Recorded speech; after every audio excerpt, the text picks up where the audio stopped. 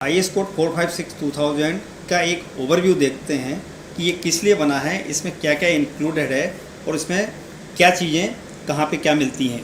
ठीक है, तो IS code 456 for plain and reinforce concrete for general structures and overview.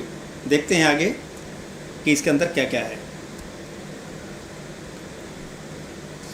IS 456-2000 deals with general structures of plain and reinforce concrete, यानी जो general structures के बारे में ही ये बात करता है।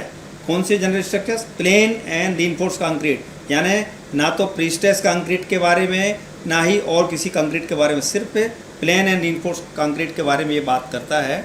और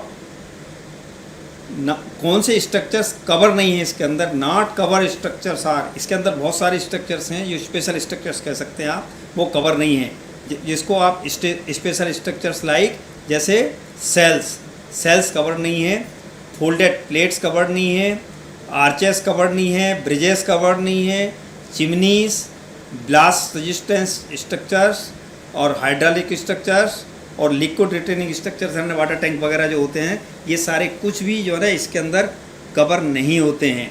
ठीक है, तो इसके बाद में बात करते हैं अर्थक्वेक रेजिस्टेंट स्ट्रक्चर्स भी जो होते हैं वो भी इसके अंदर कवर नहीं होते हैं। सबके लिए अलग से कोड है। IS 456 सिर्फ जनरल स्ट्रक्चर्स के लिए है।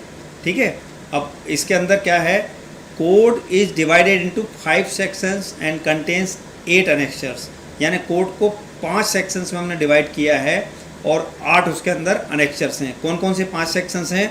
सेक्शन 1 इसके अंदर जनरल है, जनरल के बारे में क्लास 1 to 4 आती है। सेक्शन 2 में क्या है, materials, workmanship, inspection and testing के बारे में क्लास 5 to 17 दी गई हैं। सेक्शन 3 में क्या दिया गया है, जनरल डिज़ाइन कंसिडरेशंस दिए गए हैं क्लास 18 to 27। और सेक्शन 4 में क्लास 28 to 34 में दिया गया है special design requirements for structural members and systems. क्या क्या डिज़ाइन रिक्वायरमेंट्स हैं वो दिए गए हैं। और असली क्लास सेक्शन 5 है जिसके अंदर क्लास 35 to 43 में दिया गया है structural design limit state method. Limit state method जो आपका है वो दिया गया है सेक्शन 5 में। तो इस तरह से इस 5 सेक्शंस हैं जिसमें general, material, general design consideration, special design consideration और structural design limit state method से दी गई है। इसमें वर्किंग स्ट्रेस मेथड यहाँ नहीं दी गई है। मेन उसमें वर्किंग स्ट्रेस मेथड कहाँ दी गई है आगे बताते हैं। 8 अनेक्चर्स हैं, उन 8 अनेक्चर्स में क्या क्या दिया गया है।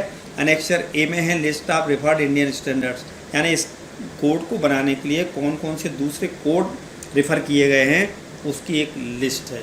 उसके बाद में structural design working stress method इसके अनेक्चर में दी गई है। इसके पिछला जो कोड था IS 456 1978 उसमें वर्किंग स्ट्रेस मेथड मेन में दी गई थी। इसमें 2000 में कहाँ दे रखी है, अनेक्चर में।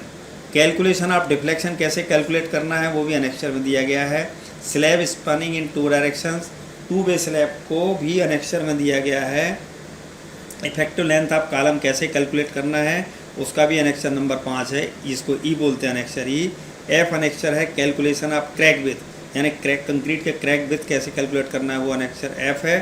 G में है movement of resistance for rectangular and T sections, यदि मूवमेंट ऑफ रेजिस्टेंस MR निकालना है तो अनेक्चर G देखना पड़ेगा। और ये सारे के सारे मेन अनेक्चर्स यही हैं।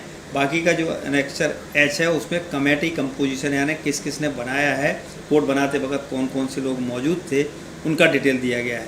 तो ये ओवरव्यू था IS 456 का। आगे के वीडियोस में हम देखेंगे कि IS 456 में एक्चुअल में कहाँ पे क्या क्या दिया गया है और उन क्लॉसेस के क्या क्या मायने हैं।